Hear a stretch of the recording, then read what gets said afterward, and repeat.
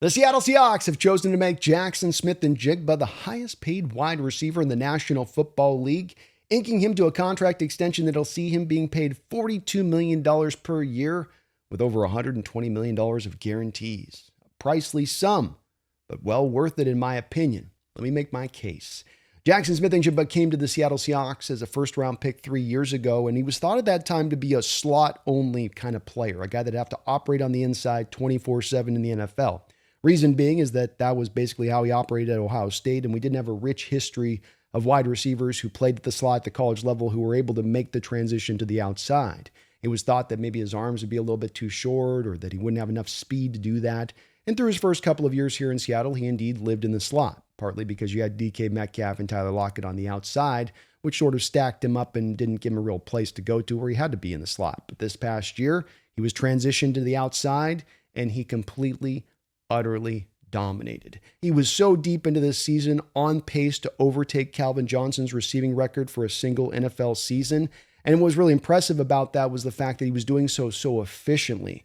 This was an offense that wanted to run the ball even from the onset of this year as much as they possibly could. And that then meant you weren't going to get as many passing opportunities. When you look at Calvin Johnson's record-breaking season, it came on the back of the Detroit Lions being behind in a lot of those games, having to throw in a lot of those games. This is why we got the Stat Padford nickname for Matt Stafford.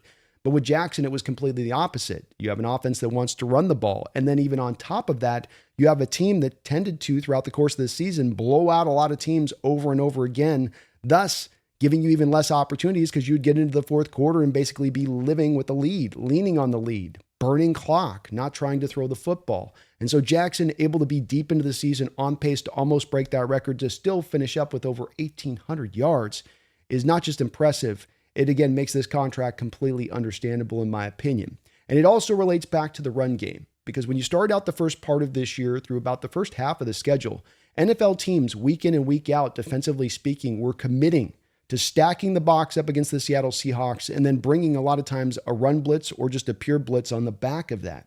This was then leading Jaxon to have a lot of one-on-one opportunities on the outside to go out there and hunt.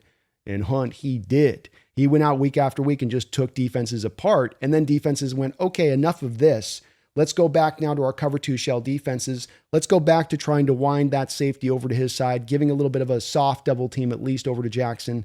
And what that then allowed is the running game to take off. Because when you look at the running game through the first half of the year, you can see that it doesn't have a lot of success. You tried it a lot of attempts, but you weren't really efficient at running the ball. And in the back half of the schedule, the efficiency went through the roof. There's a couple reasons for that, but one of the reasons is because the team started to dedicate them to more cover two shell, less of having a safety down the box to play the run game. And that meant you had less bodies down the line of scrimmage, and it was easier to get things blocked up and allow the running game to then be able to take off. So these things are all interrelated.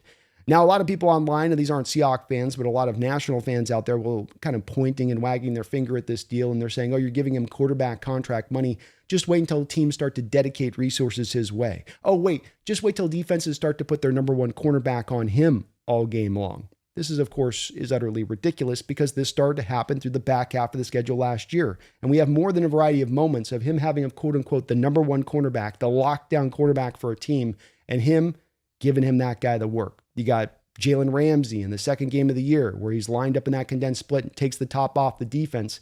That was at a moment in time in that game when you needed that play, where that was a play where you're trying to put that game away and you're able to partly do so going after their number one cornerback. But there's other examples of this in addition to it. You got Derek Stingley with the Houston Texans, maybe the best cornerback in the sport. He was able to give him some work. Then you got Terrell later on in the year with the Falcons, the same guy that was able to shut Puka Nacua down at the end of the year.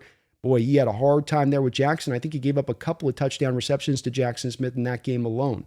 So you're not going to be able to just dial up an easy answer here of putting your lockdown corner on Jaxon or double teams his way, and that means he's null and void. And if you do run the double teams that way, it's going to come at the price of the running game now being able to take off because you just don't have enough bodies down there to be able to handle that. So no, Seattle Seahawks fans, that this is money that's going to be well spent. Yes, I understand it makes a lot of people's eyes bulge out of their head when they first see the numbers here, but let's also keep in mind that these numbers that first come out and are leaked always tend to come from the agents, and that when we see the final numbers on these deals, we see that the structure makes a lot of sense long term. So what I mean by that is that we had a couple of days ago where Seattle activated the fifth-year option here for Jaxon Smith, and I think that's a key there, where that tells you as a tell that they're probably going to stack the contract on the other side of that.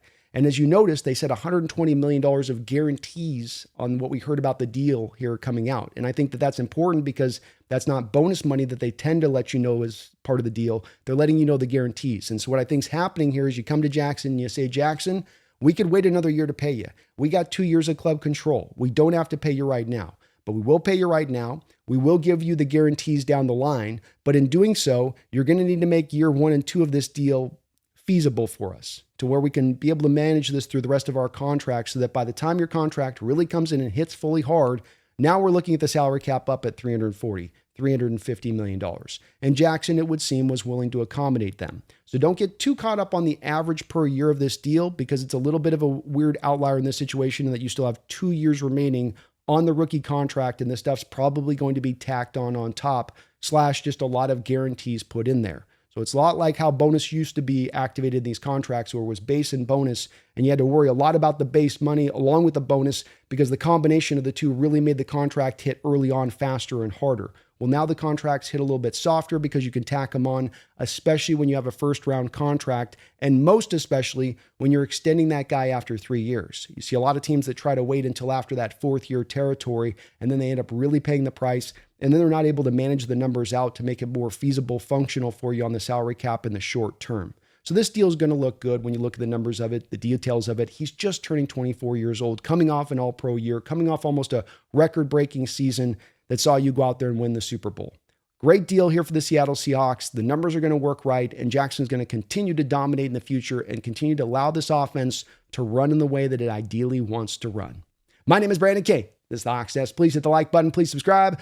But beyond all else, don't you ever forget, go Hawks.